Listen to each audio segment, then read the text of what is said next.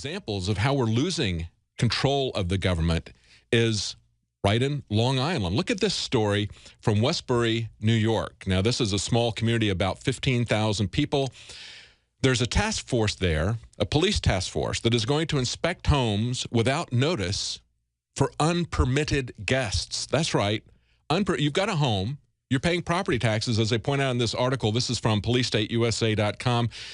People are paying like typical $9,000 a year in taxes. You've got a lot of people that are bringing in relatives or friends and charging them sublease. They don't like that. So they're calling that illegal tenants in your home. Since when do you have to get permission from the government to have somebody stay in your home?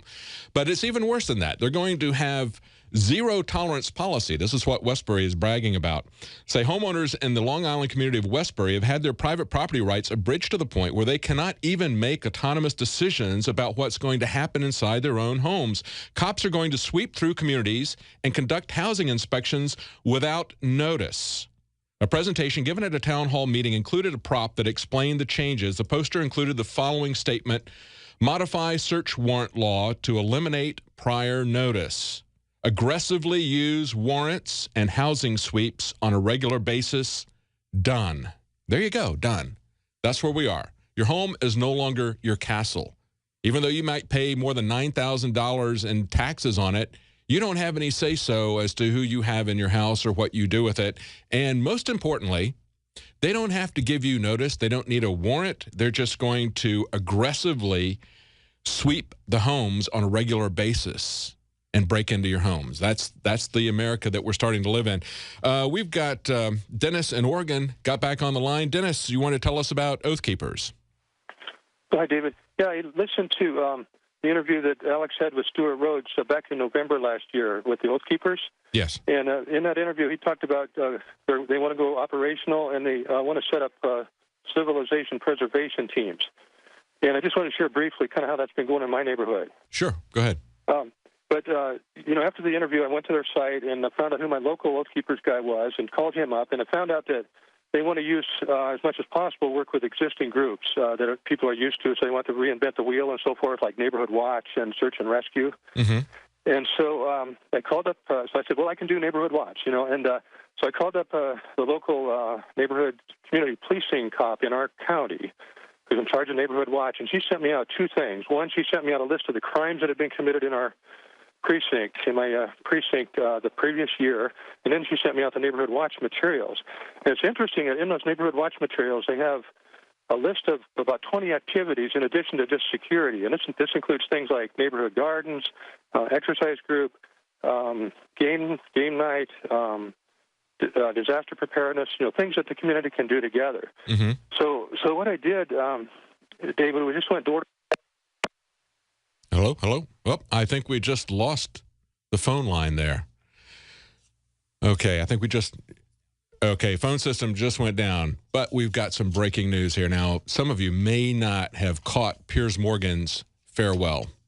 It's such a shame because, it was such a typical Piers Morgan show. He had like about 55 minutes of irrelevancy and 5 minutes of irritating stupidity. Typical. That's why he's leaving now.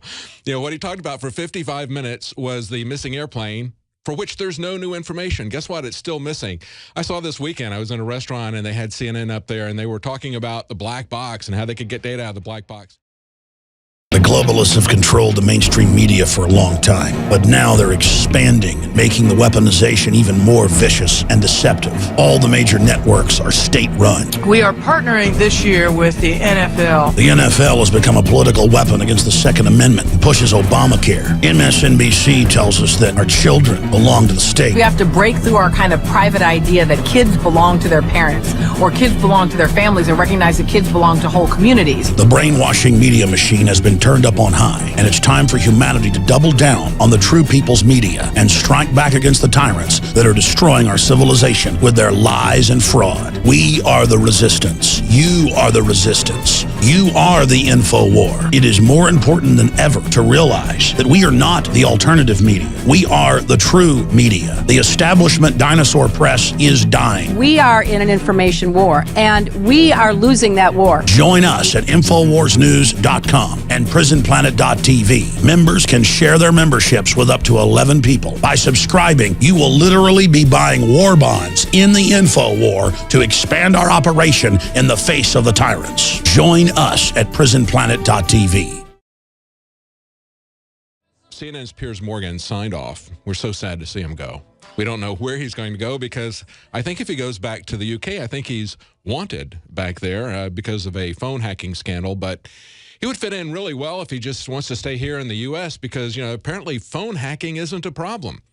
If you get involved in phone hacking, you can be part of the Senate Intelligence Committee like Mike Rogers, or you can resign and then become somebody on talk radio, which is apparently what Mike Rogers is going to do. He's going to have a talk radio show. But let's talk about Piers Morgan first. This is he had some interesting comments. So for 55 minutes, he talked about the missing airplane that they didn't have any new news about.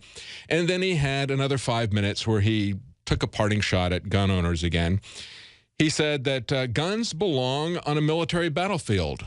Really? Well, you know, tell that to Yeland Yee, the guy in California, the state senator who was trying to grab as many guns as he could, but also turning around and selling them as well as rocket launchers to the FBI in a sting operation. This is what we're concerned about. This is why you don't want to give the government a monopoly of power on guns, especially because look at what Homeland Security is doing. Homeland Security is actually trying to turn our city streets into a battlefield. And of course, under the NDAA, people like John McCain and Lindsey Graham and Barack Obama are saying that we all live on a battlefield, that it's a worldwide battlefield, and that on that battlefield, as part of the NDAA, you don't get due process.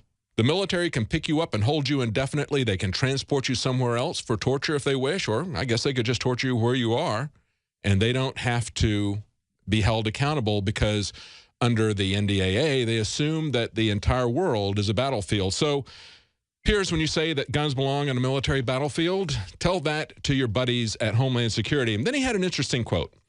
He quoted Sir Winston Churchill. He said, "If you have an important point to make, don't try to be subtle or clever. Use a pile driver. Hit the point once, then come back and hit it again, then hit it a third time, a tremendous whack." Well, you know, I don't think that Piers Morgan did that very well. You know who did that really well? Alex Jones. Alex Jones had an important point to make, and he wasn't trying to be subtle about it either. He was passionate. People needed to see that we're passionate about losing our freedoms. It isn't just an intellectual discussion. It's gotten to the point where people need to get angry about their freedoms being taken. I remember just a couple of weeks ago at CPAC, Ted Cruz got up and he made some jokes about turn on your cell phones. I want Obama to hear every word of this next thing I'm going to say. And the people laughed. Now, it was kind of a joke, and I understand. I don't want to be accused of being humorless, but we've got to get to the point where it's no longer funny, where somebody says something like that, and the reaction is not that we laugh about it, but maybe we hiss about it or we boo about it. We should be angry that they're doing these things to us illegally. Finally, he says, this is Piers Morgan talking. He says, "I've made my point. I've given it a tremendous whack, and now it's down to you. It's your country. These are your gun laws, and the senseless slaughter will only end when enough Americans stand together and say enough." Yeah, you know, there's a lot of senselessness that's going on about guns, and we were just talking earlier in the show about a guy who, under D.C. laws, Washington, D.C. laws, he was just convicted of trying to acquire ammunition because, of course, what he had wasn't even ammunition. He didn't have guns. He didn't have ammunition. He had a misfired shotgun shell and some metal bullets that didn't have any powder or projectile possibility with it for muzzle loading purposes. No guns, not even a muzzle loader. And yet they persecuted him over that. This is in a city that doesn't want to obey the Constitution, ignores the Second Amendment, and then when their Supreme Court, which they like to pretend is the arbiter of a living document, they think the Constitution doesn't mean what it says it means, but it means whatever the Supreme Court says, unless the Supreme Court says it means something they don't like. And in D.C., when the Supreme Court struck down their laws, they just continued doing this, continued to do these senseless persecutions. That's what's going on, Piers. I know you don't understand it, but we do. And so long, farewell. We're not really sad to see you go. Now, somebody else who's leaving, of course, is Mike Rogers, and we're going to be very glad to see him get out of Congress. But, of course, he's going to continue to spew his police state, surveillance state, war state rhetoric on the radio. It turns out he's going to have a talk show. Now, as he's leaving, he did a couple of things this last week. The House Intelligence Committee started to assume ownership over oversight and reform of the NSA. They're trying to reform the FISA Act, and the Judiciary Committee has been the one that's been taking the lead on this because they're concerned about civil liberties and they're concerned about the law. But now the House Intelligence Committee, which has really been a cheerleader organization for the NSA, took control of things and tried to come up with their own quote-unquote reform bill. Now, understand that FISA was a result of the Church Committee hearings that saw tremendous abuses from the CIA. And they created the Foreign Intelligence Surveillance Act to try to limit what the NSA was doing, limit what the CIA is doing. And, of course, they have escaped the bonds of that, just like they've escaped the bonds of the Constitution. And they've used it to create something called the FISA Court that meets in secret, one judge, no jury, no lawyer arguing the other side. They make their determinations of this secret court in secret, and they pretend that they're modifying the Constitution with these secret decisions that we're not even allowed to see. So some people are trying to reform that whole process. But then, of course, you got Mike Rogers and Dutch Ruppersberger, a Democrat from Maryland, who put forward a proposal called End Bulk Collection Act, which, of course, doesn't end bulk collection. You can always count on the Congress to come up with a law that does just the opposite. It doesn't end bulk collection. What it does is it switches the collection of bulk metadata from the NSA to the phone companies. See, that's a really smart move because that allows them to not take the criticism. They can say, well, we're not holding it, just the phone companies are, and they can always go back and pick that up at any time they wish. And, of course, we know that they've been doing that for quite some time. This is an article that came out on RT this weekend, or actually it was on the 20th is when it was published. Top lawyer for the National Security Agency told a Civil Liberties Oversight Board that the U.S. technology companies were fully aware of the surveillance agency's data collection, knowledge which the firms have vigorously denied having. They've been saying all along that they were not really collecting the information, even though we saw these leaks from Snowden about the PRISM program. Oh, they didn't participate in that at all. Well, the NSA General Counsel said, no, actually, they did. They had knowledge of all communication information and metadata collected by the agency. And he said they were collecting it in every aspect. And, of course, one of the first people to do that was Microsoft. They joined the program back in 2007. Syrian hackers are now claiming to reveal that they know even how much the FBI pays Microsoft for the customer data. So it's not 30 pieces of silver anymore. The Syrian Electronic Army says that in December 2012, they found a document that Microsoft emailed. It was a PDF invoice for $145,100 broken down into $100 per request for information. And then in August 2013, Microsoft allegedly emailed a similar invoice, this time for $352,000 at a rate of $200 per request.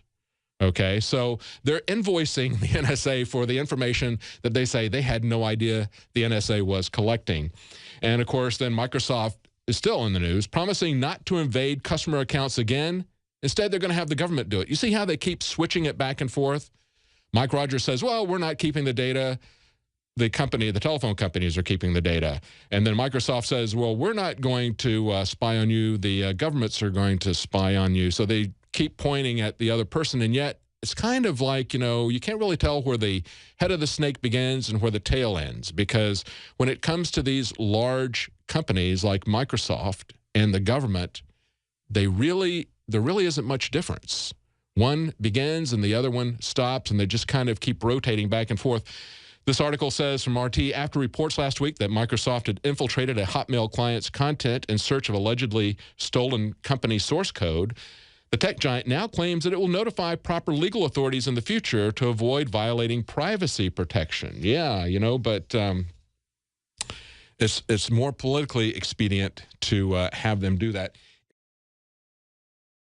You are watching the best of The Alex Jones Show, weekdays from 11 a.m. to 2 p.m. Central. Watch live at Infowars.com/show or become a member of InfoWarsNews.com and help us take resistance to the next level.